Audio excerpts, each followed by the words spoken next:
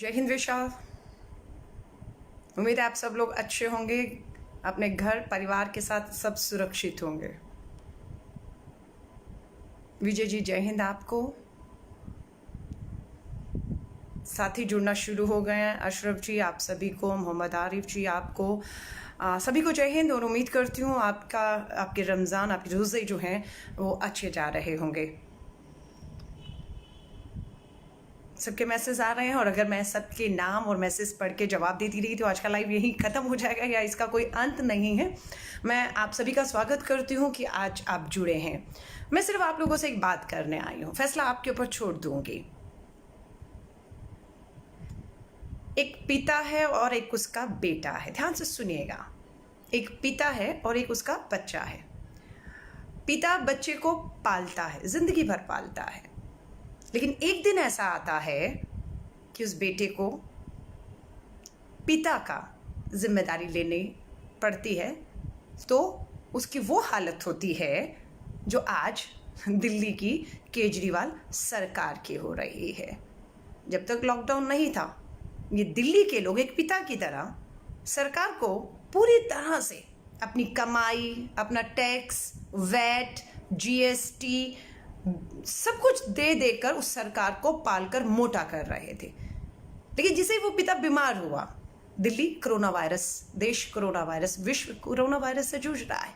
आज उस सरकार की उस बेटे से उम्मीद की जाती थी कि अब वो पिता जो बीमार है, वो बेटा अब उसका ख्याल करे। लेकिन बेटे ने एक ही महीने में, जिस पिता ने उसकी जिम्मेदारी जिंदगी भर के लिए ली, आज वो बेटा, वो सरकार, वो मुख्यमंत्री दिल्ली का केजरीवाल ने उस पिता की उस बच्चे को जिम्मेदारी लेने से हाथ खड़े कर दिए हैं। दिल्ली सरकार ने कहा हमारा दिवालिया निकल गया है। सिर्फ 1 साल में हमें कर्ज लेना पड़ सकता है। दिल्ली सरकार कर्जे में डूबेगी। अभी दिल्ली की सरकार ने कहा है कि हम लोगों के बीच में जाएंगे। क्यों जाएंगे? आपके मुफ्त बिजली, पानी, बेटियों को बसों में मुफ्त के सफर, बसों में मार्शल्स लगाए हुए थे, वो सब खत्म कर देंगे क्योंकि अब पैसा नहीं है। सिर्फ 1 महीने में ये वो नालायक बेटा है, ये वो नालायक सरकार, नालायक मुख्यमंत्री है जो 1 महीने भी अपने दिल्ली के लोगों की देखभाल नहीं कर पा रहा, उसको चला नहीं पा रहा है।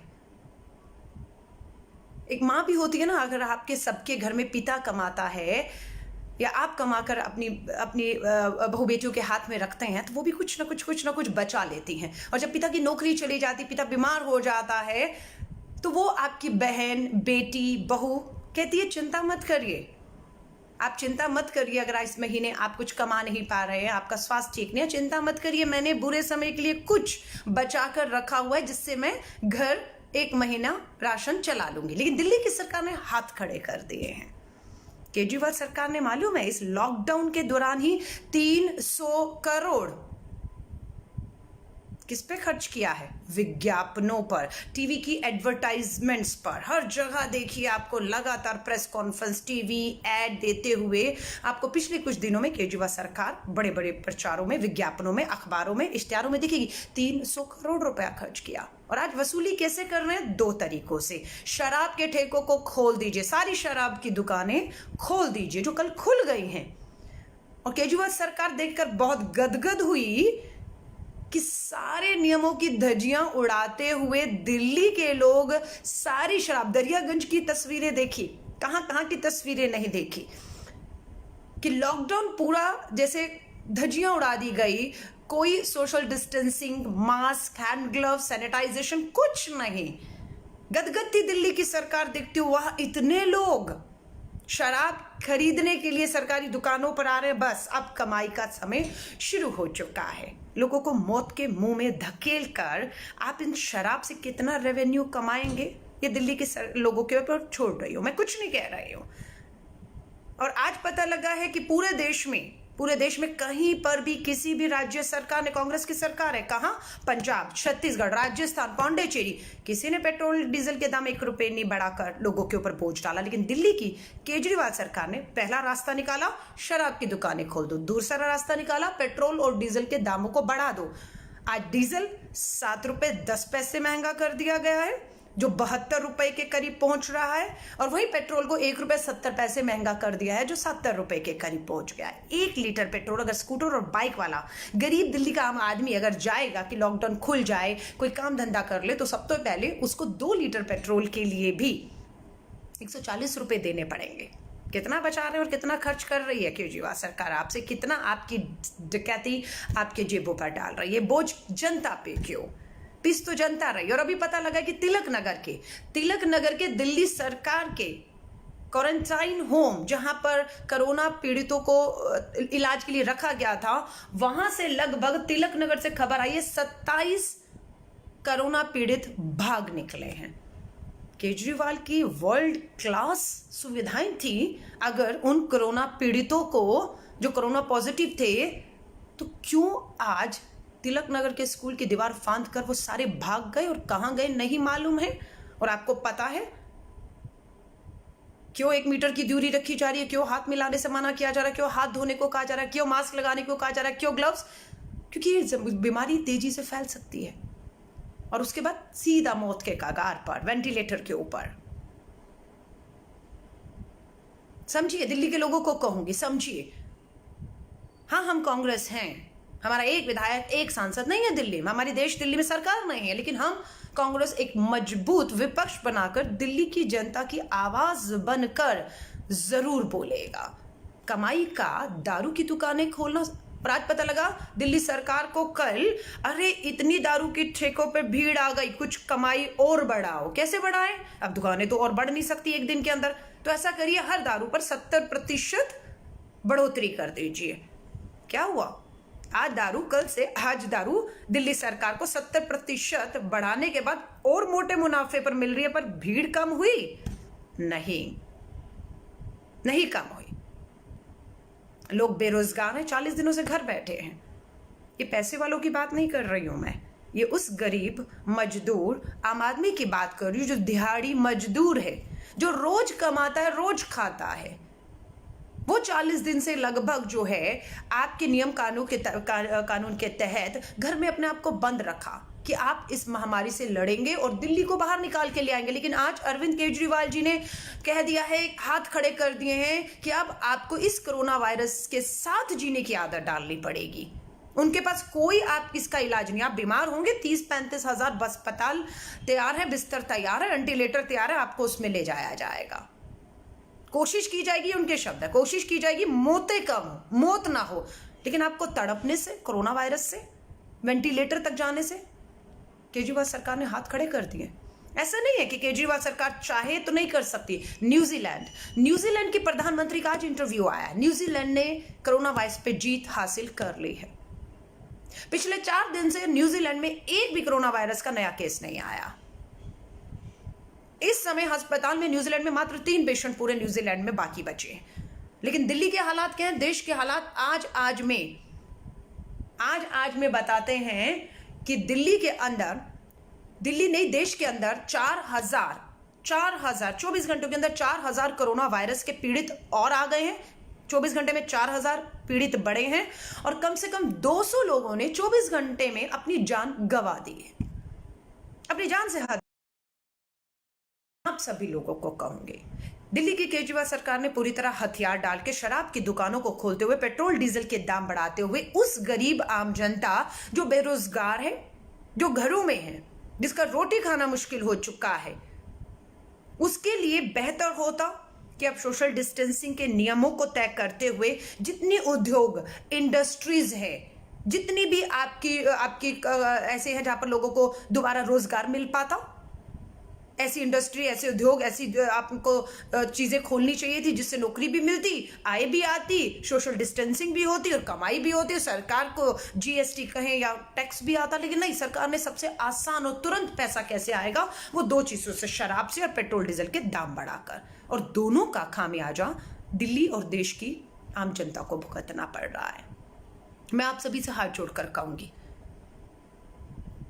कांग्रेस की सरकारें केंद्र सरकार से बिल्कुल लड़ रही हैं, अपना हक मांग रही हैं। जो सेंट्रल जीएसटी जाता है टैक्स राज्य सरकारों से केंद्र को, और केंद्र वापस उसको राज्य को देती है। हमारी सरकारें, कांग्रेस की सरकारें पंजाब, छत्तीसगढ़, राजस्थान, पांडिचेरी लड़ रही है अपने हक, अपने लोगों के हक अधिकारों के लिए। उन्हें पैसा, उन्होंने पेट्रोल डीजल के दाम नहीं बढ़ाए, पर केजरीवाल सरकार ने क्या किया?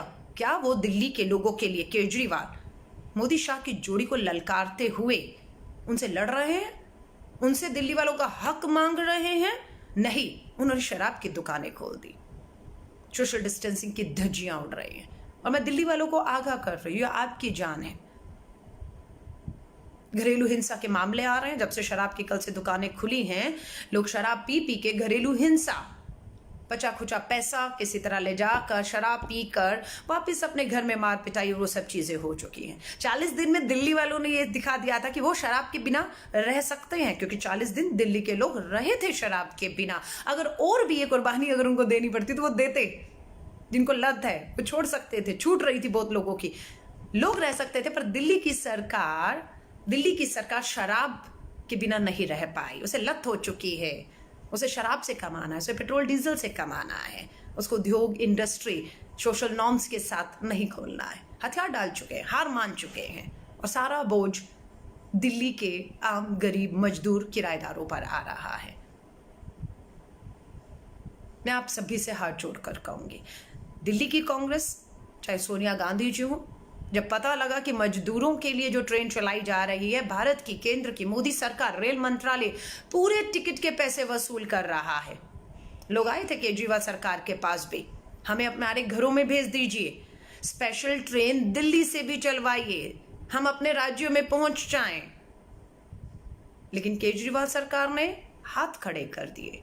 वहीं अगर आप राजस्थान देखेंगे, पंजाब देखेंगे, केंद्र सरकार से लड़कर कांग्रेस की सरकारें वहां के लोगों का, मजदूरों का, गरीबों का हक छीन रही हैं। बिल्कुल छीन कर केंद्र सरकार से वहां की कांग्रेस सरकारें लोगों का हक ला रही हैं। उन्हें ट्रेनों में बिठाया जा रहा है। केंद्र सरकार पूरी टिकट वसूल कर रहा था। रेलवे मंत्रालय, जब ये बात सोनिया गांधी जी को पता लगी, उन्होंने हम कांग्रेस के लोगों को कहा, कांग्रेस प्रदेश कांग्रेस की इकाइयों को कहा कि गरीब मजदूर के किराए आप भरिए। हम तैयार हो गए। 2-4 लोगों ने मुझे भी कहा कि हमें भी मजदूर हैं, वापस जाना है, हमारे पास पैसा नहीं है बस और ट्रेन का। उनकी टिकट हम लोग भर रहे हैं, हमें फर्क शायद ना पड़े, 500, 700, 1000 की टिकट हम भरेंगे, क्योंकि ये आदेश कांग्रेस के अध्यक्ष श्रीमती सोनिया गांधी जी का हुआ है। केंद्र सरकार ने जब सोनिया गांधी जी के इस मास्टर स्ट्रोक को देखा कि लोग सराह रहे हैं कि भारत की मजबूत एक मोदी सरकार जो 65,000 करोड़ रुपया अपने पूंजीपति मित्रों का, नीरव मोदी, मेहुल चोकसी, सबका माफ कर सकती है। 65,000 करोड़ रुपया माफ कर सकती है। 8,000 करोड़ के मोदी जी अपने लिए नए वायुयान, हवाई जहाज विदेश जाने के लिए खरीद सकते हैं। नमस्ते ट्रंप पर अहमदाबाद में मात्र एक दिन के लिए 100 करोड़ खर्च कर सकते हैं।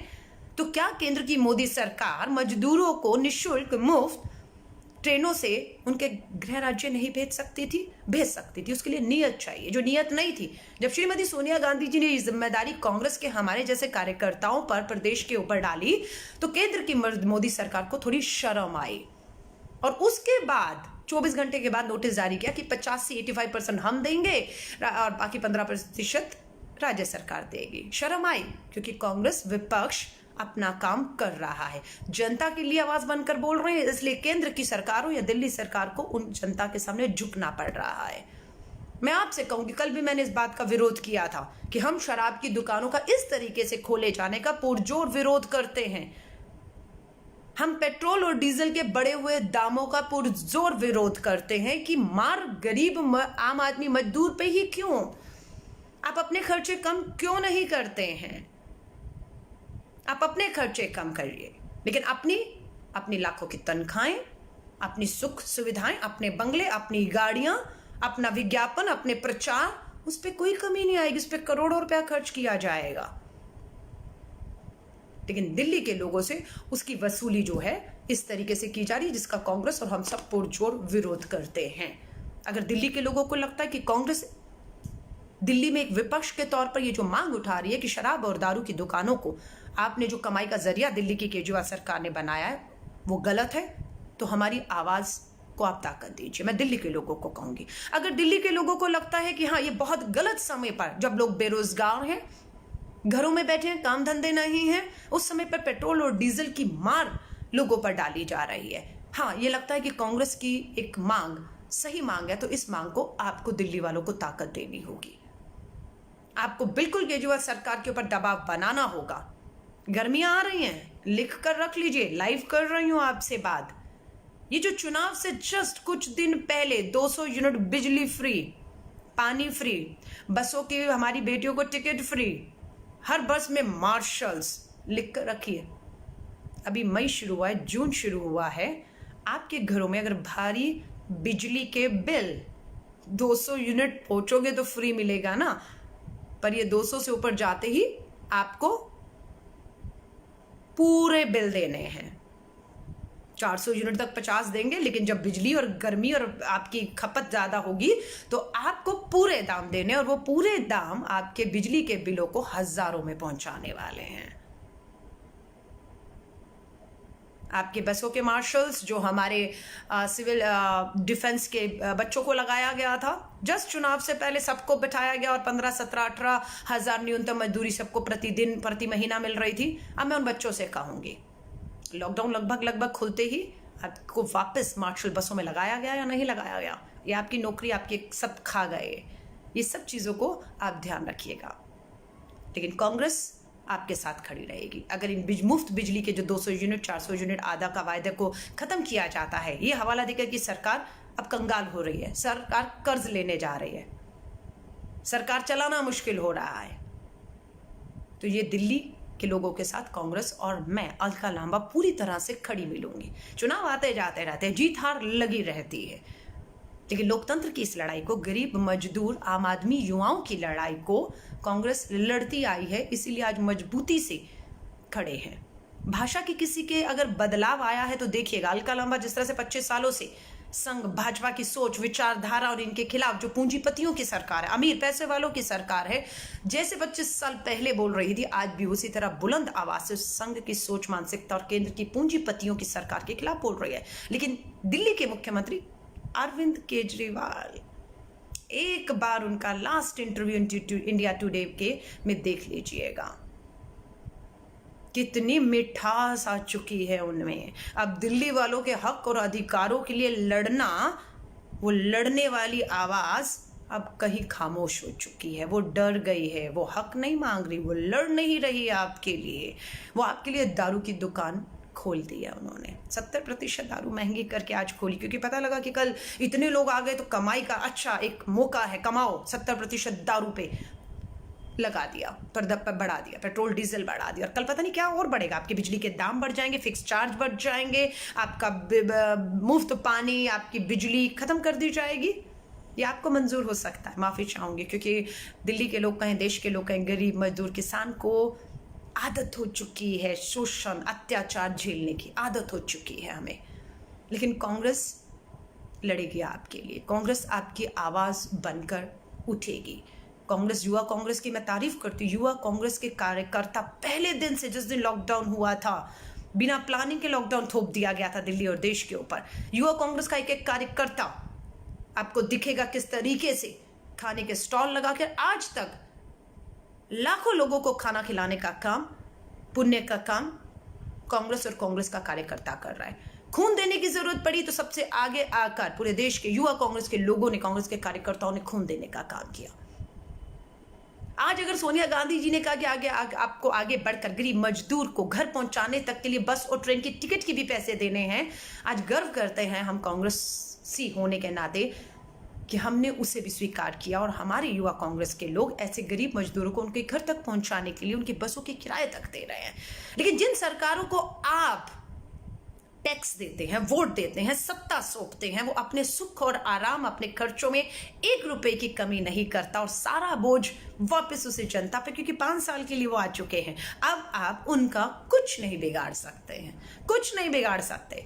चीखिए, चिल्लाइए, छटपटाइए, जितना मर्जी तमाशा करिए, इनके पास सत्ता है, दोनों के पास, दिल्ली और देश, पूर्ण बहुमत की सत्ता, तानाशाह सत्ता।